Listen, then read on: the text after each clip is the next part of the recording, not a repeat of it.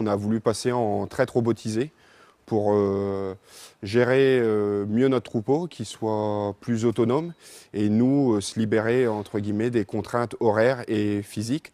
Donc on a investi dans 2 robots de traite, donc, comme celui-ci que vous voyez. Couplé à ce dispositif robotisé permettant à terme une autonomie du cheptel, l'exploitant a souhaité intégrer un système de prévention et d'analyse des risques pathologiques de chaque individu. Avec un investissement de 300 000 € pour la traite, l'agriculteur souhaite innover et se développer pour améliorer ses performances.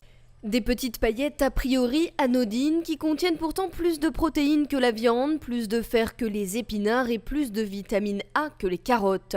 L'aliment est encore peu connu, on compte une centaine de producteurs en France, dont le Picard Marc Ossard, exploitant à Saint-Léger-les-Autils. En à peine 2 ans, l'ancien producteur laitier a appris à recréer les conditions naturelles du développement de la spiruline. Un travail de laboratoire pointu et un investissement financier à hauteur de 250 000 €. Partenaire du projet à travers Somme Innovagri, le département va permettre à Marc de pouvoir créer un atelier de production avec une chaudière à paille, ainsi que de booster sa commercialisation. À 20 € les 100 grammes de spiruline, Marc espère atteindre une production annuelle de 500 kg et distribuer son produit miracle dans divers points relais du département de la Somme d'ici au printemps 2018.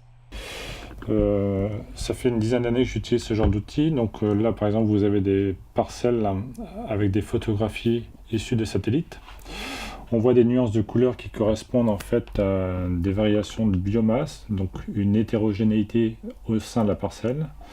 Et le but du jeu, ça va être de comprendre ce qui s'est passé, pourquoi la parcelle est hétérogène et pourquoi il faut soit apporter des actions, apporter des amendements, des engrais différents, ou en tout cas essayer de comprendre ce qui s'est passé. Une application qui a su trouver un écho positif au sein du département, puisque Somme Innovagri a sélectionné le projet de Pierre Lancrier.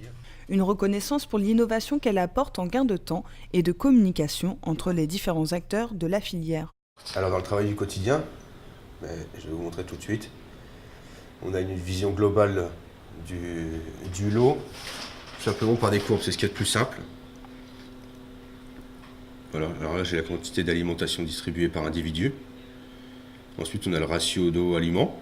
Les capteurs sont à l'intérieur et comme ça les capteurs c'est ce qui nous permet justement de pouvoir calculer les teneurs à l'intérieur.